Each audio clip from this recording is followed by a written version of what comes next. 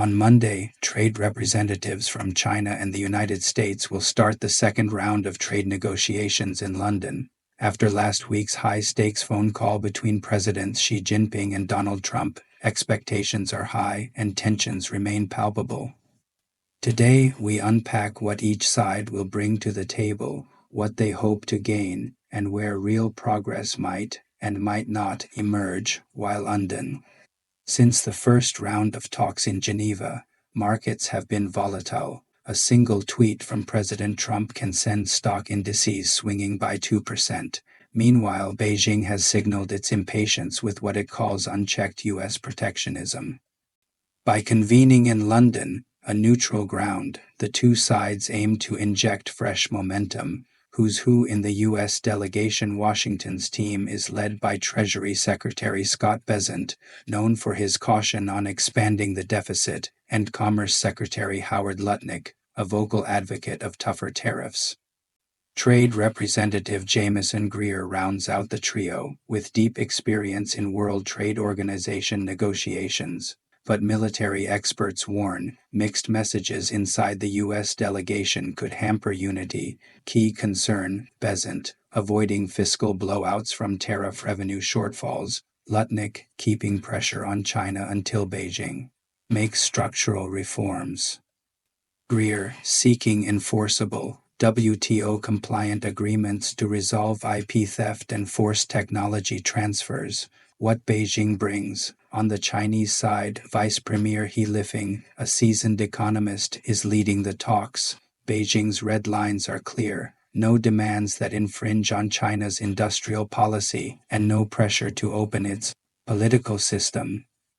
State media has already cautioned Washington to honor commitments made in earlier summits. Key concern, market access. Chinese firms want greater access to U.S. financial services and agriculture. Technology controls. China seeks removal of U.S. restrictions on semiconductor equipment exports. Rare earths. As the world's dominant supplier of rare earth minerals, essential for electric vehicles and defense, Beijing is reluctant to ease export curbs. The timing is crucial. Both economies are under immense pressure. The OECD has revised global growth projections downward to 2.9% for 2025 to 2026, citing the trade war's impact on the U.S. economy specifically. Meanwhile, China's control over rare earth exports continues to disrupt global supply chains, with European automotive suppliers already shutting down production due to shortages. The American delegation, a House-divided the U.S. team, presents a fascinating study in contrasts, and this internal dynamic could significantly impact negotiations. Treasury Secretary Scott Bessent represents the pragmatic wing of the administration. He's publicly stated his confidence that trade details will be ironed out, and has emphasized strategic decoupling rather than complete economic separation. Bessent has been clear about wanting to de-risk the relationship while maintaining trade ties. Commerce Secretary Howard Lutnick, however, brings a much more hawkish perspective. As a vocal proponent of tariffs within the Trump administration, Lutnick has consistently argued that substantial tariffs are necessary to rejuvenate American manufacturing. His presence in the delegation has been characterized by observers as not good news for China, given his hardline stance on trade protection. Trade Representative Jamieson Greer completes the trio, bringing deep institutional knowledge from his previous role as Chief of Staff to Robert Lighthizer during Trump's first term. Greer was instrumental in implementing the original China tariffs and negotiating the Phase 1 agreement, making him perhaps the most experienced China hand in the current administration. This diversity of perspectives within the U.S. delegation could prove both a strength and a weakness. While it provides multiple negotiating tracks, it also signals potential internal disagreements that Chinese negotiators will undoubtedly attempt to exploit. China's strategic position, Vice Premier He Lifeng's calculated approach. China's delegation will be led by Vice Premier He Lifeng, a trusted Xi Jinping ally who has emerged as the regime's chief economic negotiator, unlike his predecessor Liu He, who was known for his Western education and diplomatic style. He Lifeng represents a more bureaucratic party-aligned approach to negotiations. His limited English proficiency hasn't hindered his effectiveness. He successfully negotiated the Geneva Agreement that provided the current 90-day tariff respite. He Lifeng's appointment signals Beijing's approach. These talks are fundamentally about state-to-state relations rather than purely economic negotiations. His deep ties to Xi Jinping mean any agreements reached will have the highest level of political backing in Beijing. The core issues: rare earths via semiconductors. China's rare earth leverage. China's export restrictions on 7 critical rare earth elements have emerged as Beijing's most effective trade weapon. These restrictions, implemented in April, cover samarium, gadolinium, terbium, dysprosium, lutetium, scandium, and yttrium materials. Essential for defense, automotive, and high-tech manufacturing. China controls approximately 70% of global rare earth mining and 90% of processing capacity. The impact has been immediate and severe. Container shipments from China to the U.S. fell by 60% between March and April, and prices for some rare earth materials have increased by 400 to 700%. U.S. defense contractors are particularly vulnerable, as many of these materials are critical for advanced weapons systems including the F-35 fighter jet. Expect the U.S. delegation to prioritize securing reliable rare earth supplies. This could involve China issuing broader export licenses or establishing long-term supply agreements. China has already shown some flexibility by issuing temporary licenses to suppliers for the top 3 U.S. automakers, suggesting room for negotiation. America's semiconductor restrictions. Conversely, the U.S. maintains strict export controls on advanced semiconductor technology, equipment, and design software to China. These controls, expanded significantly in late 2024, prevent China from accessing 24 types of chip manufacturing equipment and 3 software programs essential for developing domestic semiconductor capabilities. China will undoubtedly push for relaxation of these restrictions. Beijing has invested tens of billions in domestic semiconductor development. Thus, export controls represent a significant impediment to these ambitions. However, given the national security implications, this represents one of the most difficult areas for potential U.S. concessions. Taiwan, the unspoken red line. While not explicitly mentioned in the trade framework, Taiwan remains the ultimate red line for China. Beijing's concerns about U.S. arms sales to Taiwan, including the recent $2 billion package approved in October 2024, will likely surface in these discussions. China may seek informal assurances about future arms sales as part of any broader trade agreement. However, U.S. legal obligations under the Taiwan Relations Act make this a particularly challenging area for American negotiators. Any discussion of Taiwan will require careful diplomatic handling to avoid derailing the economic negotiations. Likely negotiation outcomes, areas of potential agreement, short-term tariff management. The most likely area for immediate progress involves extending and potentially expanding the current 90-day tariff reduction agreement. Both sides have strong incentives to avoid returning to the crisis-level tariffs that were disrupting global markets. Expect discussions about longer-term tariff reduction schedules and mechanisms. For preventing future escalations, sectoral agreements.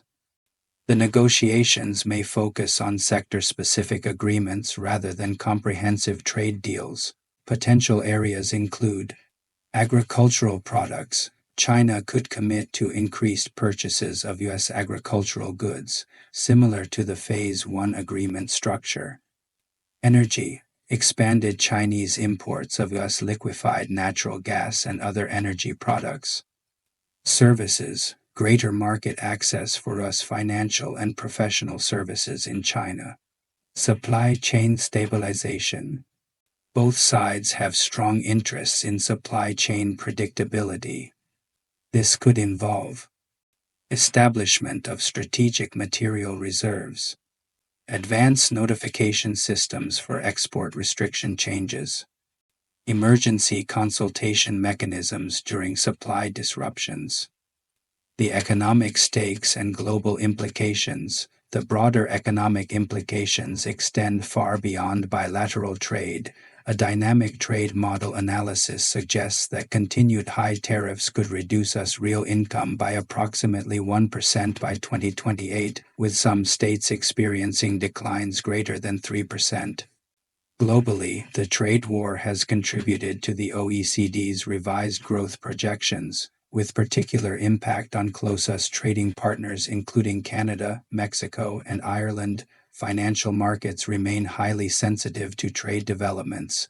The temporary agreement in May led to significant market rallies and revised recession probabilities from over 50% to 35%. Continued volatility seems inevitable given the compressed negotiation timeline and complex issues involved, challenges and constraints. Several factors will complicate these negotiations. Domestic political pressures. Trump faces pressure to deliver tangible results while maintaining his tough on China stance. Congressional Republicans are increasingly concerned about the economic impact of prolonged trade tensions.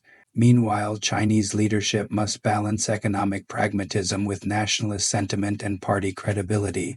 Timing pressures. The 90-day tariff reduction agreement expires in early August, creating artificial urgency that may not be conducive to comprehensive solutions. Both sides may prefer to extend the current arrangement rather than risk returning to crisis-level tariffs. Third-party interests. Other nations are closely watching these negotiations, as bilateral agreements could reshape global trade patterns. The European Union, Japan, and other major economies have their own trade discussions ongoing with the US, creating complex interdependencies. Predictions and scenarios. Most likely scenario, managed extension. The most probable outcome involves extending the current tariff reduction framework with modest additional commitments. This might include extension of the 90-day agreement to 180 days or 1 year, gradual rare earth export license approvals from China, limited to semiconductor equipment exemptions for specific applications. Increase Chinese purchases of U.S. agricultural and energy products. Optimistic scenario, comprehensive framework. A more ambitious outcome could establish a permanent trade consultation mechanism with phased tariff reductions over 2 to 3 years, sectoral agreements on critical materials and technology investment protection frameworks. Dispute resolution mechanisms. Pessimistic scenario, limited progress. Failure to reach substantive agreements could result in return to crisis-level tariffs by August, escalating non-tariff barriers, further supply chain fragmentation, increased global economic uncertainty, strategic implications for global markets. Investors and multinational corporations should prepare for continued volatility regardless of the immediate outcomes. The fundamental structural tensions between the world's two largest economies will persist beyond any tactical agreements reached in London. Key sectors to watch include technology, continued bifurcation of global tech supply chains, automotive, ongoing rare earth supply constraints affecting EV production, and agriculture, potential for significant Chinese purchase commitments, energy, expanded trade in LNG and renewable energy technologies. Conclusion: the long game. The London talks represent an important moment in US-China relations, but they're best understood as part of a longer-term recalibration rather than a definitive resolution. Both nations are fundamentally reassessing their economic relationship, moving from the previous era of deep integration toward what officials call strategic decoupling or de-risking. Success in London won't eliminate the underlying strategic competition between these economic superpowers. Instead, it may establish frameworks for managing that competition while avoiding the most damaging economic outcomes for global markets and the international community that would represent a significant achievement in itself. The stakes couldn't be higher, as we've seen. The economic interdependence between the U.S. and China means that their trade relationship affects everything from rare earth prices to global growth projections. The negotiators gathering in London carry the weight of global economic stability on their shoulders. We'll be monitoring these developments closely and will provide updates as the situation evolves. The next few weeks will be crucial in determining whether the world's two largest economies can find a path toward managed competition or whether we are heading for a more fundamental economic separation. That's all for today's analysis. Remember to subscribe for more in-depth coverage of global economic developments. And let me know in the comments what aspects of these trade negotiations you'd like us to explore further.